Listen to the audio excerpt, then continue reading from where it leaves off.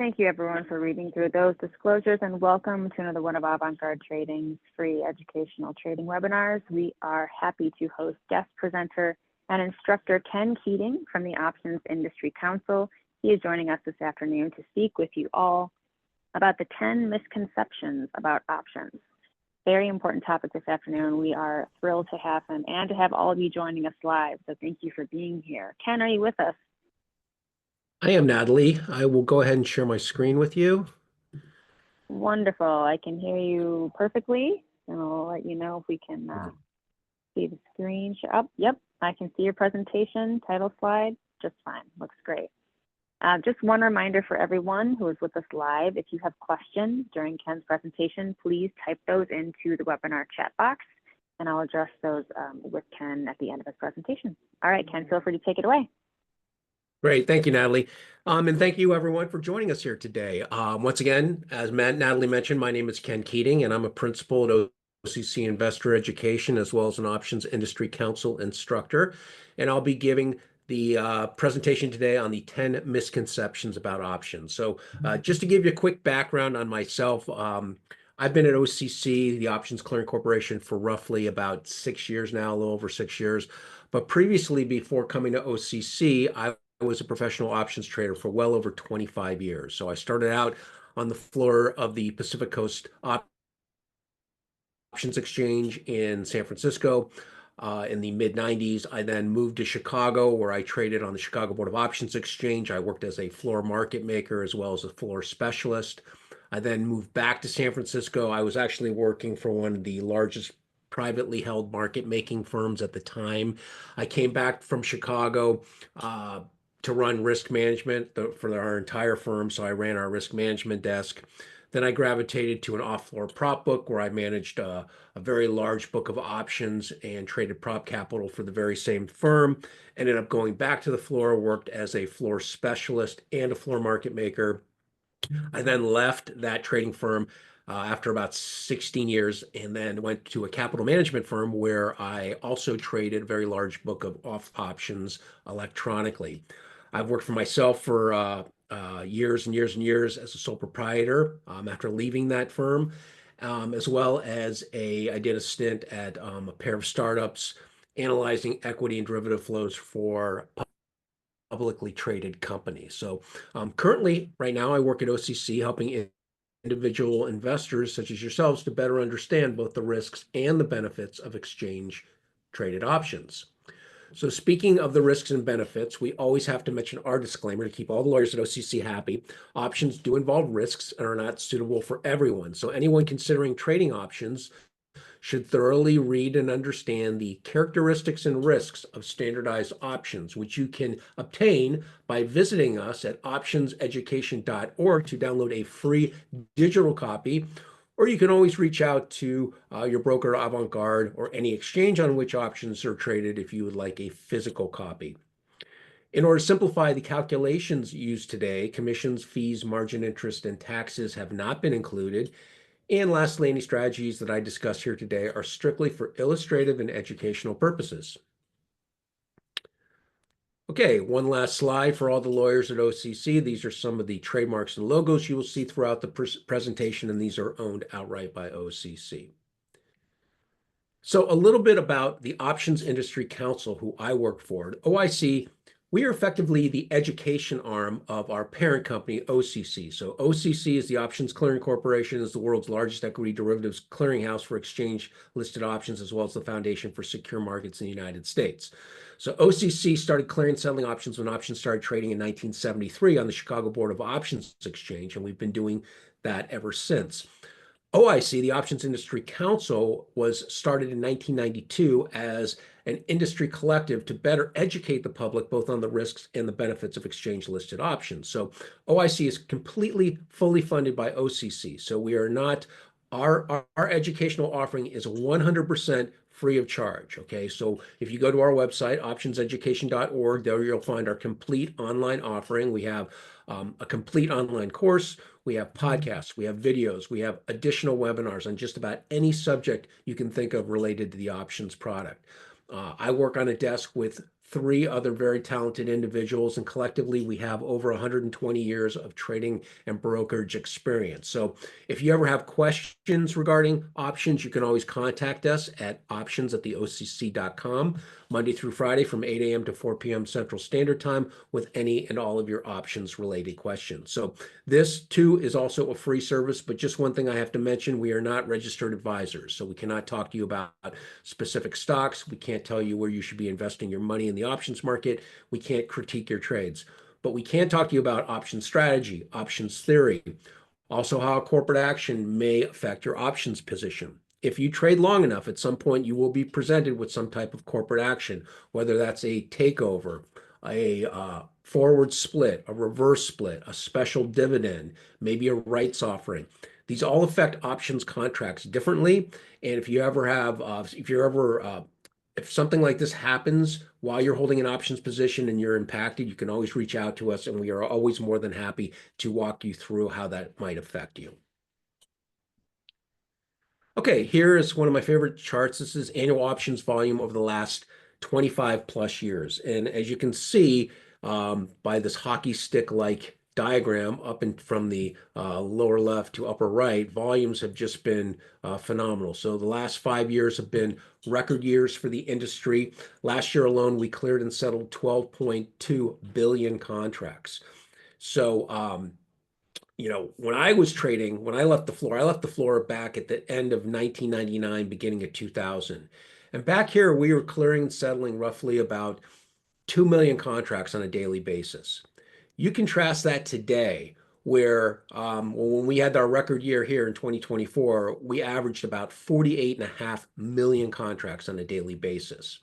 Already for 2025, we're averaging about 58.5 million contracts on a daily basis. So we're already looking at a 21% increase over last year's record volume.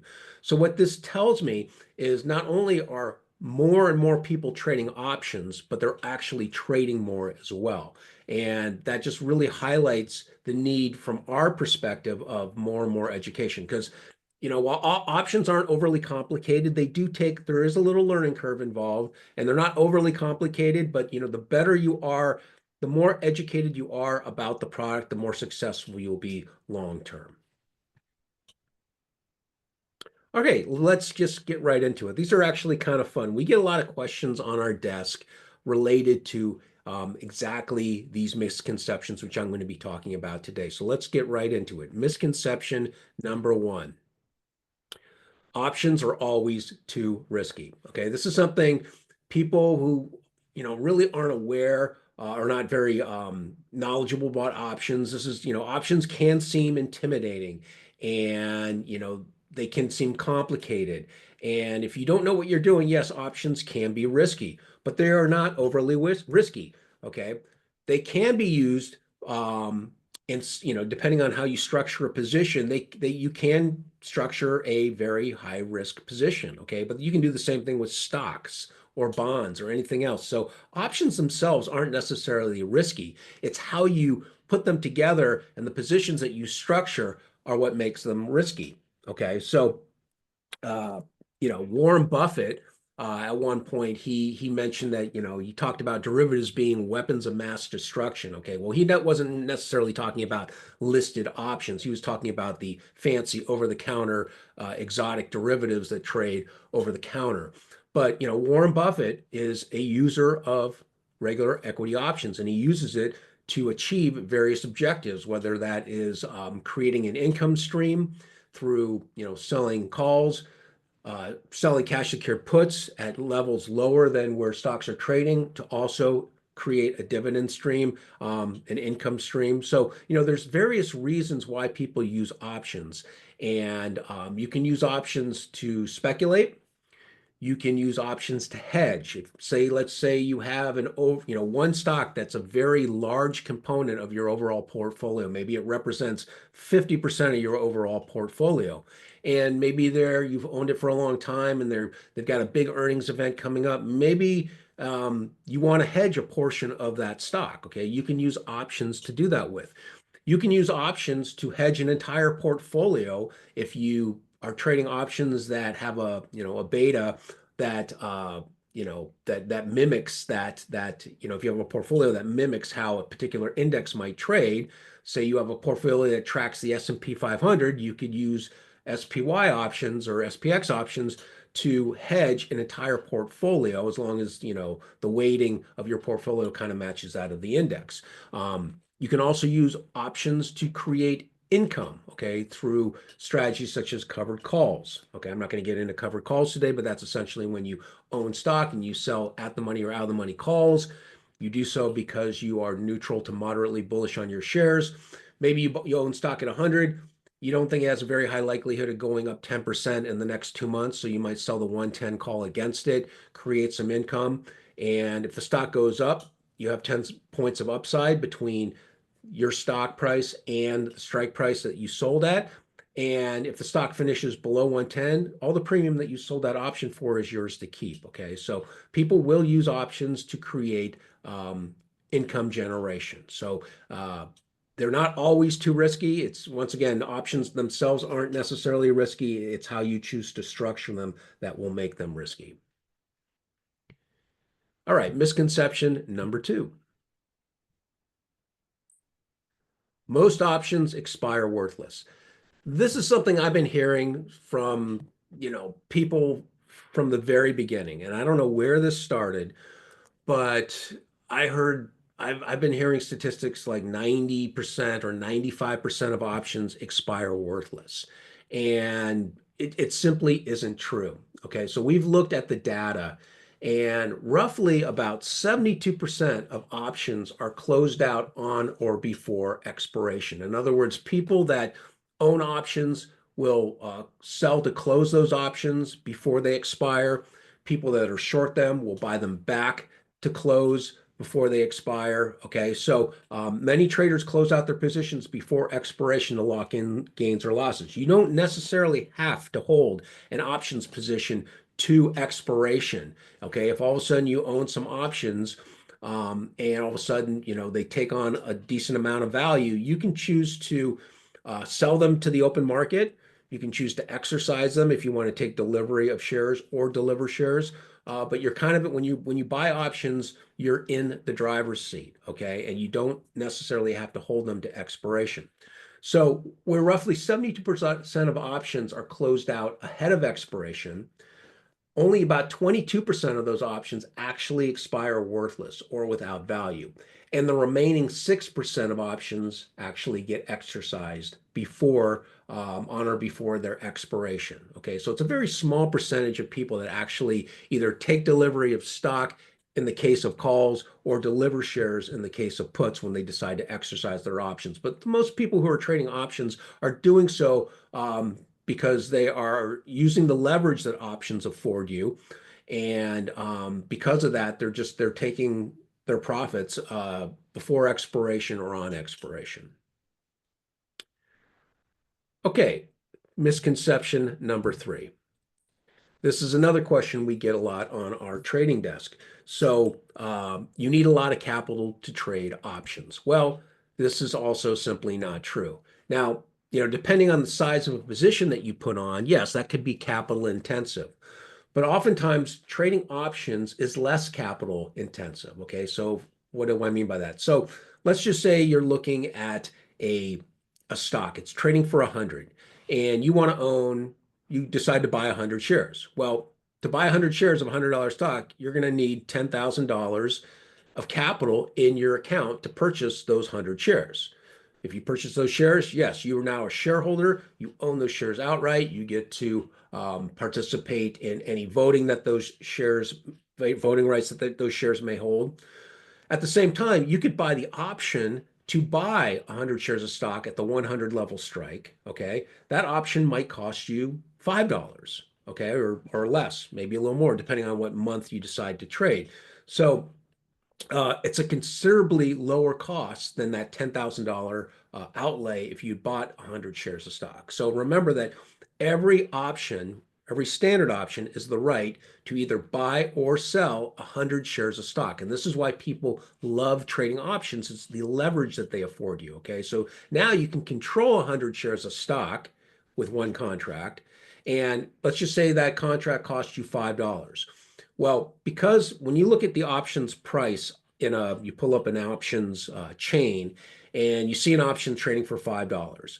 That price that you see is the price per share for those options. And remember that every option is the right to buy or sell 100 shares. So anytime you see a price in the options market, you have to multiply that price by 100 to get the true cost of that option. So if I buy an option for $5, it is in fact going to cost me $500 to purchase that one option.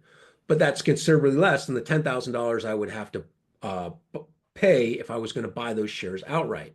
Now, if I own the 100 level strike for $5, I own the right but not the obligation to purchase those shares at 100 between now and the stock's expiration. Okay. And if the stock goes up to 110, I could sell my options out at a profit and never exercise my contracts to deliver, to take delivery of those shares. I could exercise those contracts. The only way to actually become a shareholder with options is to exercise your, in the case of calls, exercise your calls. Okay. So remember that people that own options, you own the options are just rights and obligations. Okay. There's no ownership that conveys to you when you own an option. Okay. You just own the right, but not the obligation to buy or sell those shares on or before expiration at your strike price. So to take delivery of those shares in the case of calls or to deliver them in the case of puts, that's when you would exercise them. So, now you don't need a lot of capital to trade options. You might need a lot of capital to, if you decided to exercise your options. Okay. So I know a story, I can tell you a story. This happened a couple of years ago in a very high price stock. And there was an investor and they own a very large amount of options. Well, the options were in the money but they didn't have the capital in their account to facilitate an exercise. Because remember, going back to the example of the option, the stock that's trading 100, if all of a sudden the stock goes to 110 and I decide to exercise my option, okay, I have to pay my strike price times 100, in this case $10,000, and I'll take delivery of 100 shares with the stock now trading 110. I'd be sitting on a $10 profit, okay? But I still have to come up with the capital to facilitate that exercise. Okay. So while you don't need a lot of capital to trade options, you do have to have capital in your account if you decide to facilitate an exercise. Okay. So in this case, the story that I was talking about, telling you about, this person didn't have the capital in their account to facilitate a very large exercise. And because of that, they weren't allowed, their broker didn't allow them to exercise, and their options just expired worthless. Okay. So the only way, if you have no desire to either take delivery of shares or deliver them in the case of puts, that's when you would want to close out your options on or before expiration. That would be the only way you could monetize those options ahead of time. All right. Misconception number 4. Options are only for speculation. Well, this is somewhat true. Okay, people can use options to speculate. Okay, if I'm bullish, I could structure a position that allows me to profit if the stock goes up 10%, 15%, 20%, whatever my forecast is. Also on the downside, okay, if I think a stock might miss earnings and go down 20%, I can put on an options position for that. I can put on an options position if I think the stock is just not going to do anything and go nowhere. Okay, so with stocks, there's only two ways you can really make money with stocks. You can buy them, and if they go up, you're going to make money, or you can short them. In other words, borrow them from your broker, sell them today, and collect the money for those shares with the obligation that at some point you're going to have to replace them further down the road. So if the stock goes lower, say stock's at 100, you short it at 100, now it goes down to 90. In theory, you could buy it back at 90, replace the shares that you borrowed, you'd be sitting on a $10 profit. The only problem is if all of a sudden the stock starts going higher, now you're short shares in a market that's going higher. This is also known as a short squeeze. And if you were to buy back those shares, it would actually cost you more to buy them back than what you sold them for, which would net result in a loss. Okay. Now, people who use options do use them to speculate, but they also use them in a very risk adverse way. They can use options to hedge. Once again, as I talked about earlier, hedging a one stock that might be an overly large percentage of your portfolio. You can hedge an entire portfolio. You can sell calls against long stocks that you have in your account to generate income. Maybe you're sitting on a bunch of cash and you're not in the market, but you would like to be in the market in various stocks at levels far lower than where the market is trading. This is where you could do something such as a cash secured put. This is a way to sell puts on stocks that you want to own at some point in the future. And in return for the premium that you take in for those puts, that's yours to keep. Now you're under the obligation to buy those shares at a strike price. Let's just say, all of a sudden I was looking at a stock and it's trading 90. It ripped to 100. I don't want to pay 100 for it, but I'd be happy to sell it, to buy it if it got back down to 90 on a pullback.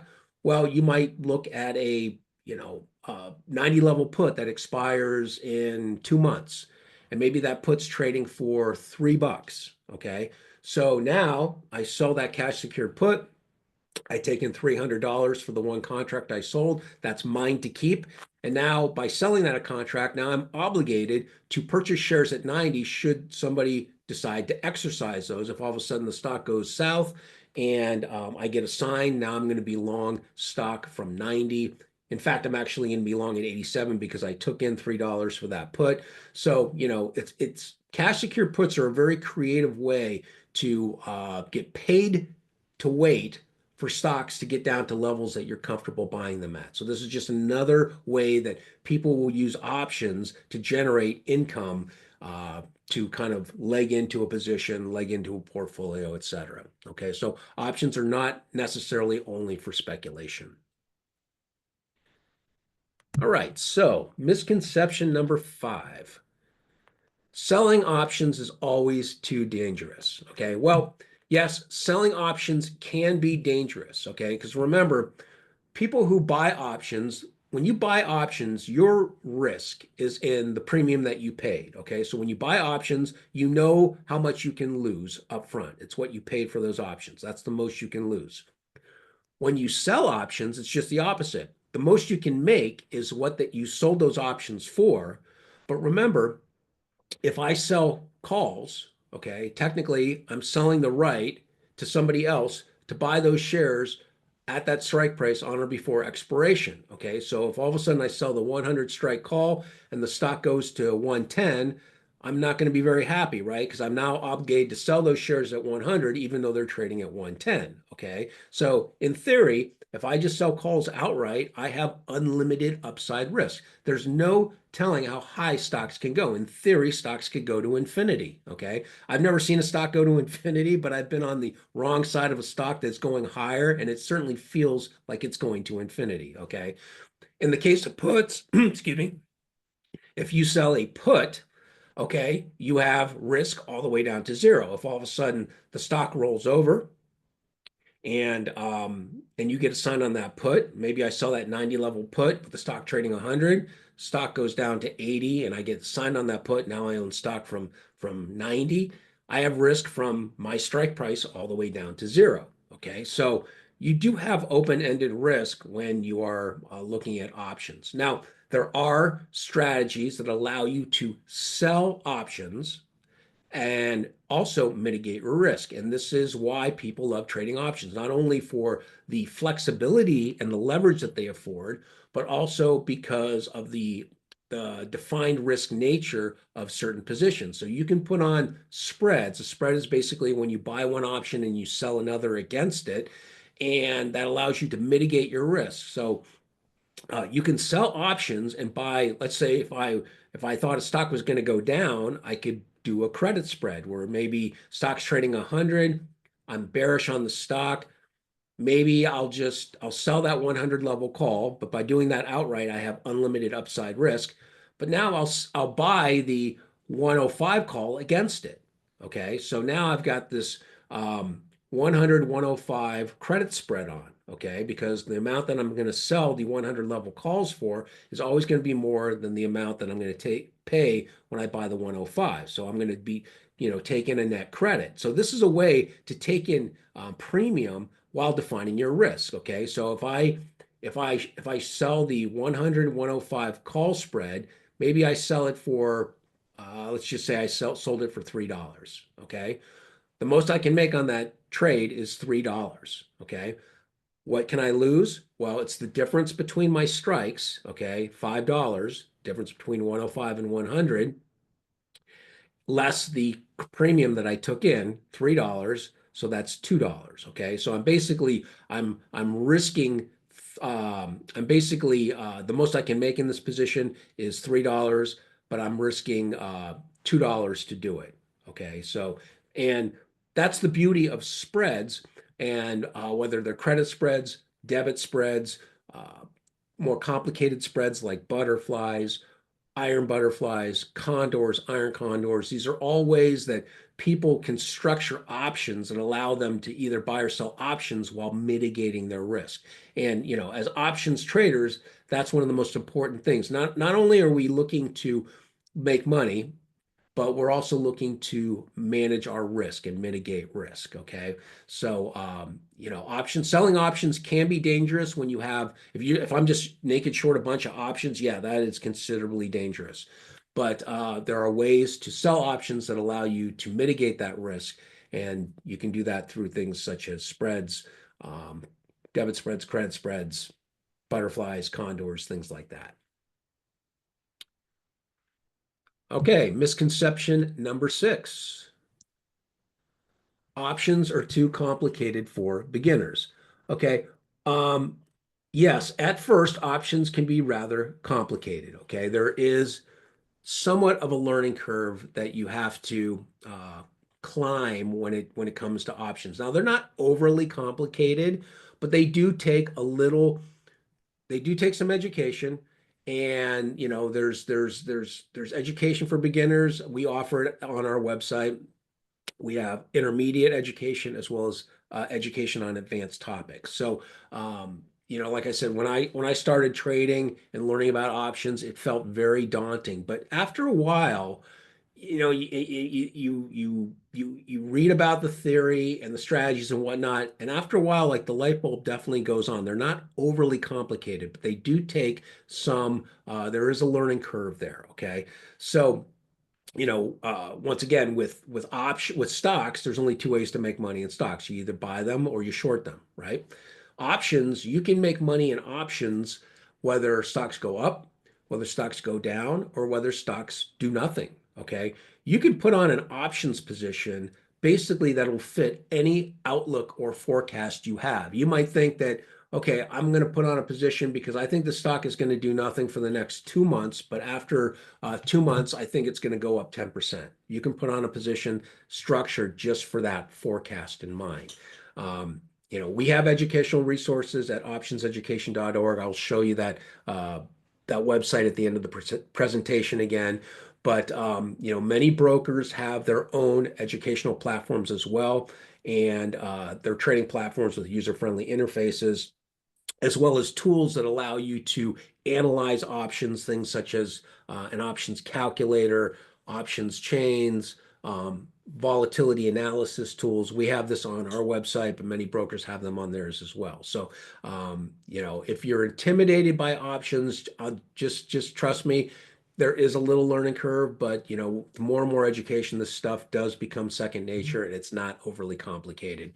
So they are certainly not too complicated. So once again, anytime that people are faced with learning about options, we try and make it as easy as possible for them.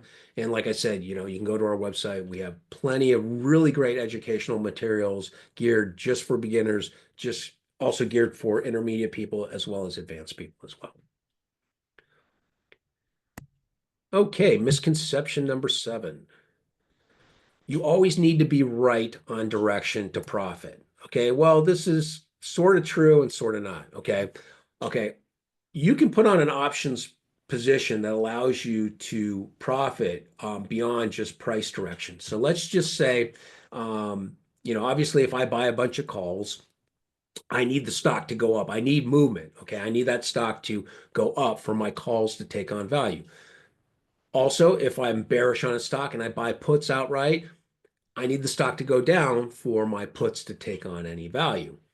But there are strategies that allow you to benefit. Let's just say I think the stock is going to make a big move. Maybe it's an earnings play, and I think the stock is going to make an earnings move either up or down. I don't know which direction, but I want to put on a position that'll allow me to leverage that. Okay, maybe the options market is pricing in a 5% move either up or down, and I think the stock is going to make a move either 10% up or 10% down or 15% down. Okay. If I think that the stock is going to make a big move, I could buy what's known as a straddle. Okay. If the stock's trading for 100, I could buy the 100 level call and the 100 level put. And now, whether the stock makes a big move up or a big move down, I don't really care. I just need it to make a big move in either direction. I don't really care which direction it moves. I just need it to move. Okay. If I'm long options, obviously I need movement. Okay. When I'm short options, just the opposite. If I buy a straddle from somebody, okay, that person who sold it to me, maybe a market maker or another investor, uh, doesn't need that stock to move. They need that stock just to sit and be very quiet. Okay. So at the same time, their strategies, once again, like there are ways to sell options without taking an overly huge amount of risk. Things like the iron condor or the iron butterfly or traditional condors or traditional butterflies. Um, there are, let's just say you put on a position and maybe I thought the stock is going to make a big move either up or down. I bought the 100 level stocks trading for 100 and I bought the 100 level straddle, meaning the 100 level call and the 100 level put. Maybe I paid $5 for it. And maybe they're going to report earnings in a week. And I pull up my screen, the stock's in the exact same spot as it was yesterday. It closed at 100, it opens at 100, but all of a sudden my straddle is trading for $6. And you scratch your head and you think, well, how can that be? How can the options be higher and the stock hasn't even moved?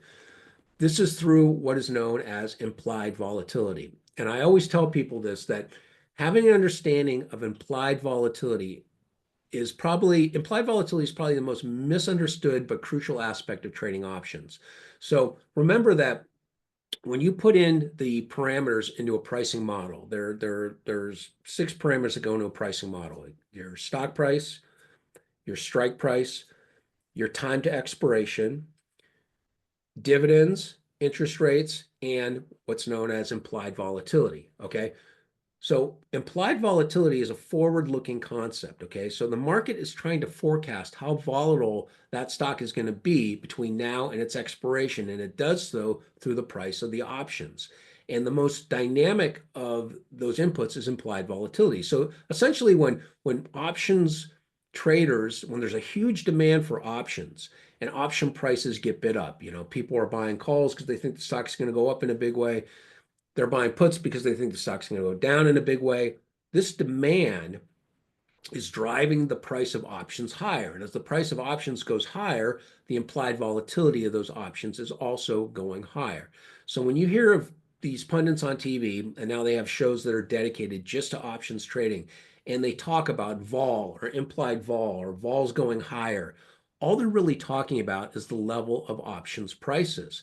So if all of a sudden I bought this 100 level straddle for $5, and I pull up on my screen, I look tomorrow that the stock, that straddle is trading for $6, I can assume that the implied volatility for those options has gone higher due to the demand for those options. I could turn around and sell my straddle out for $6, take my dollar profit, and be done. I don't have to, play for an earnings move. Okay.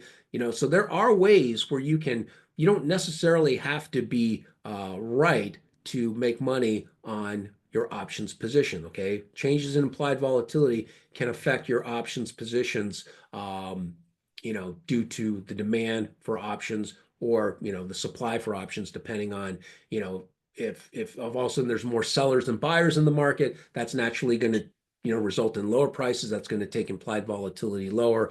That actually wouldn't be a good scenario for an option buyer because the prices would go lower. That actually would benefit the option seller. Okay, so there's this constant, options are constantly moving based on the supply and demand for options. And you'll see that through changes in prices for your options. All right, misconception number 8. High implied volatility means a stock will move big. Okay, so this, once again, when we have earnings for particular stocks, okay, there's now we're when a stock is about to report earnings, more often than not, due to the demand for options, people are trying to position themselves for either a big up move or a big down move. Typically, option prices get a little more expensive going into earnings. They don't always get more expensive, but usually for your more volatile stocks, they will tend to the implied volatility will go higher. Okay, so remember that implied volatility reflects market expectations. Okay, so if all of a sudden option prices are very expensive, maybe the at the money straddle, stock's trading for 100 and the at the money straddle is trading for $5. Okay. Well, what's that telling you? That tells you that the market's implying that that stock is going to move probably about either up or down 5% between now and expiration. Now, that doesn't mean that the stock will move 5%. It's just what the market is predicting. Okay. If you think the stock is the stock's going to move 10%, then maybe that straddle is cheap in your eyes. Okay. If you think the stock's only going to make, move 1 or 2%, maybe you'd want to sell that straddle or put on a butterfly or a condor that allows you to sell implied volatility to take advantage of volatility that you might think is otherwise very expensive. Okay. But remember that just because options are cheap or expensive doesn't necessarily mean that, that the stocks, when stocks are volatile, when the implied volatility is high, that doesn't necessarily mean that the stock is going to make a big move either way, but that's what the market is implying. Okay, so once again, there are sometimes when implied volatility is very expensive. They're pricing in a 10% move, and the stock moves 20%. Okay, that does happen. Okay. There are also times when the market is implying a 10% move and the stock barely moves. Okay. So once again, it all comes down to the supply and the demand for options. Um, how you measure whether the options are expensive or cheap, you have to do that through looking at an implied volatility chart and comparing where the volatility has been based on where it's been historically. We have a free 1-year volatility chart on our website. Other brokers also have volatility analytics that allow you to determine whether the implied volatility is either expensive or cheap. Because that's what you really want to understand, okay? Because a lot of time when people start trading options, they get into trouble because they usually just start out buying options. Okay, they see on Reddit that some stock's going parabolic, and they say, oh, some FOMO sets in, and they say, well, I want to make some money in this particular stock. Okay, and then they maybe buy a bunch of calls because they think the stock is going to go higher, and yeah, maybe the stock does go higher, but all of a sudden they lose money on their options, and they're saying, well, how did this happen? Well, what happened was they overpaid for their options. Okay, so this is where having an idea of whether your options are expensive or inexpensive will go a long way to determining what strategies you want to incorporate, because not all strategies work in all market environments. Some strategies work better in low vol environments. Some strategies work better in high vol environments. Okay, but all you can really do is take what the market is giving you at any given time. So having an idea of where the implied volatility is and where it's been, you can now kind of come to a determination whether those options are historically cheap or historically expensive. And now once you're armed with that, now whether you're bullish, bearish, or neutral, you can decide which strategy is the right strategy for you to deploy based on where the implied volatility is. And once again, I've done webinars just on implied volatility. It's such a crucial aspect of trading options.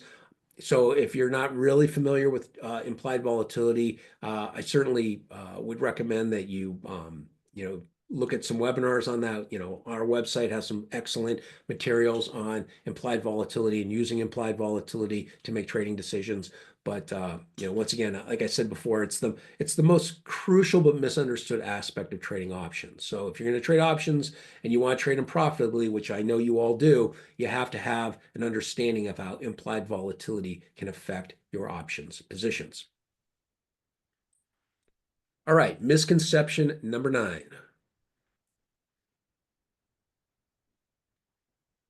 Options trading is strictly a zero-sum game. Okay, so what exactly does that mean? Well, zero-sum means there's a winner and a loser. Okay, well, in the options market, it's not entirely purely zero-sum. Okay, I could put on an options position. Maybe I buy some options from a market maker. They sell them to me.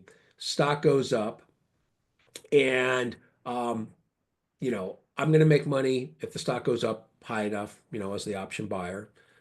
But the person who sold me those options, probably if it was a market maker, hedged it with stock. They bought stock to hedge themselves. They could also make money on that option as well. Okay. So, there are instances where, both uh, the retail investor and the market maker might make money on a particular options position. It also might depend on how somebody hedges it. When I was trading in a pit, and somebody would come in and come in and sell 500 options, and maybe I buy 100 options. My all my trading buddies, they buy 100 options each, and I hedge the option on I go out and I hedge it on one delta. Another trader hedges it on another delta. Depending on how we hedge it, we're going to have vastly different positions on. Okay, so somebody just because somebody is making money doesn't necessarily mean that somebody is losing money. Okay, both the retail investor and the market maker could technically make money on both sides of the trade. You're thinking, well, yeah, at some point somebody has to lose money, right? Well, in the case of if I buy calls and the stock goes up, I make money. The person who sold me those calls is short those calls. They bought stock against it. They made money. Okay, as long as the stock didn't make too big of a move. Who lost money? Anybody who sold the stock, to the market maker who hedged it, or is short the stock outright. Okay, so you know, it kind of in the overall global environment, it is kind of a zero-sum game, but there are instances where not only that the market maker can make money, but the investor can make money as well. Okay, so misconception number 10. All option traders are short-term speculators. Well, this is certainly not true. There are a lot of people that trade short-term options. Right now, zero DTE options, meaning 0 days to expiration options, are very popular. Um, 0 days to expiration means that those options expire on that day. So, in a lot of some of the ETFs and indexes, you have expirations that happen every single day. And, basically anybody trading those options is making a binary bet that either this stock or index is going to go up in a big way or down in a big way. Okay. So while there's a lot of trading in these options, not all option traders are short-term speculators. And this is the beauty of options. When you pull up an options chain, there's various months. You can buy near-term options or sell near-term options. There's medium-term options and there's farther-term options. Okay. LEAP options, LEAPS stands for long-term equity anticipation securities, okay? And all LEAPS are longer dated standard options, okay? These are options that expire anywhere from 90 days to 2.5 years out, okay? So, certainly, not all investors take a short-term view. Some option investors take a longer-term view, okay? There are strategies that allow you to use LEAPs or longer dated options as a stock substitute. There's a strategy known as a poor man's covered call, where you can buy an in the money, deep in the money LEAP call further out. You're going to pay a fraction of what it would cost to buy 100 shares of stock, and you can use that as a stock substitute. And now you can put on spreads, things that would mimic a covered call situation, or you could just, own those leaps outright and participate in an upside move at a fraction of the cost that it would cost you to buy those shares outright. Okay, so this is the beauty of options. You can design an options position that will basically fit any forecast or opinion that you have on a stock, whether you're bullish, bearish, or neutral. Yes, a lot of volume does take place in the near term. That's where you'll generally see more of the big volume that trades is the soon to expire options. But that's not to say that people can't trade medium-term options or longer dated options. Now, when you're trading medium-term or longer dated options, there are things that you need to be aware of, things such as implied volatility, your Greeks. Your Greeks are somewhat like a dashboard to your options position. If you don't understand Greeks, that's another area that option traders need to fully understand when they're trading options. But there are nuances between options that are near dated, medium dated, and further dated. But certainly you can use options to take a longer term view, take a medium term view, or a short term view as well. Okay, so I mentioned before, for further education regarding this topic or any others, you can reach out to us. Our website, optionseducation.org. That is where you can find our full online educational course. All you have to do is sign up with your email. You can set a password, and you just start learning. It's 100% free. We're not selling subscriptions. We're not charging you per course. Once again, we're fully funded by our parent company, OCC. We just want you to be better educated and understanding the product better and hopefully using the product to achieve your investment objectives and hopefully doing so profitably. So once again, here's our information. Optionseducation.org is our website. If you ever have questions regarding the product, you can always shoot us emails at options@theocc.com Monday through Friday from 8 a.m. to 4 p.m. Central Standard Time with any and all of your options related questions.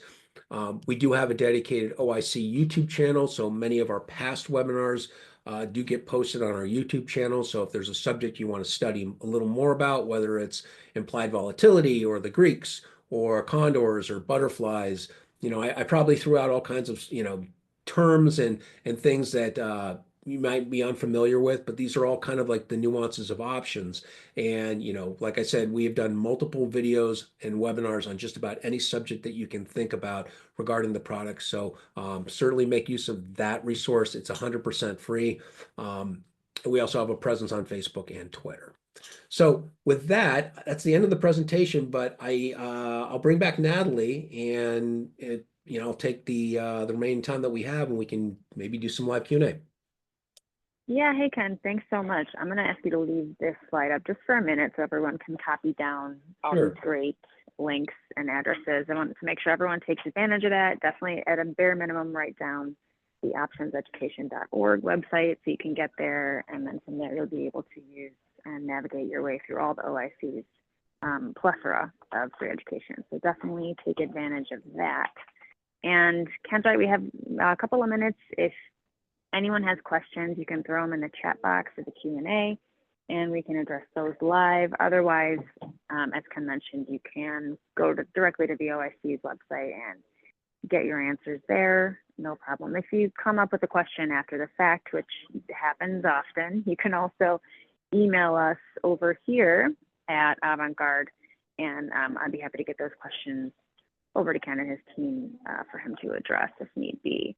I do want to draw everyone's attention back to our website, avantgardetrading.com, on the education page. Ken brought this up actually during his presentation. Ken, you mentioned that you think implied volatility is a super important topic that needs to be covered for education. And I remember that you came back, here it is. I'm just scrolling down on our education page. If you go to the search and select every category, it'll show you all of our past recorded webinars. And actually, we hosted Ken back in February using implied volatility to implement strategies. So if anyone wants to revisit that as well, feel free to go to our website. You can click it and watch that replay at no cost as well. So we do have those stored on here if anyone wants to peruse that past presentation as well. But I don't think we're having any questions at the moment. So as I said, if we get any after the fact, I'll get them over to you, Ken. Otherwise, you all can go to the OIC and take advantage of that free education anytime. We're definitely going to have Ken back. We try to have him back at least once a quarter. So you'll be able to learn from him again. Don't worry. Ken, I want to thank you for taking the time out of your schedule to put that presentation together and come on with us live. We had a lot of people in the room, the Zoom room today. So thank you for taking the time and putting together that great presentation. Do appreciate it. Yeah, I'm happy to do it. I hope that wasn't too much for people. And once again, if all of a sudden, this webinar ends and half an hour from now and you thought, oh God, I really want to ask a question about this, once again, you can send questions to Natalie, or you can just send us emails at optionseducation or options@theocc.com, and that will go right to our inbox where we answer questions all day about the products. So, once again, we're not registered advisors, but we can't direct you on trades or critique your trades or tell you where you should be investing your money in the options market. But when it comes to strategy, theory, any aspect of the product that from a theoretical standpoint or a structural standpoint, that we can answer, and we are always happy to do that. That's fantastic. Thank you for reiterating that, Ken. And thanks for the shout out, Scott. So thanks for the great info. It was a ton of great information. And I particularly like, at least the way my brain works, I like how you organized it out into, the 10 separate steps, right? 10 different misconceptions. For me, it was easy to follow that way. So I thought it was fantastic as usual. Great. And I want to thank everyone for taking the time to join us live. We had so many people in the Zoom room today. Thank you all for joining us out of your schedules. And for those of you who are watching this on the recording, thanks for taking the time to get some free education. And we'll be back in the future for another one of Avant-Garde's free educational trading webinars. Thanks, Ken. We'll see you all soon, and good trading to all. Thanks, everyone.